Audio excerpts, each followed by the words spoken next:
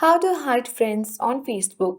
Hi everyone, welcome to the channel. This is Rose and I'm here to guide you on how to hide friends on Facebook. Watch the video till the end and without further ado, let's dive right into the video.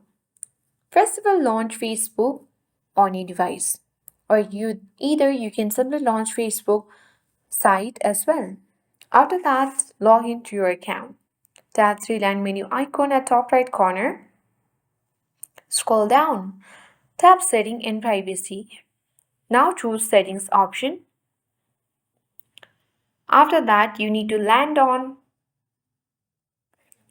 Audience and Visibility section. Here you will see the option for how people find and contact you. Simply tap to open it. Now here is the option for who can see your friends list. Tap on it, and if you have set or choose your audience to public, friends accept or specific friends, you need to select only me.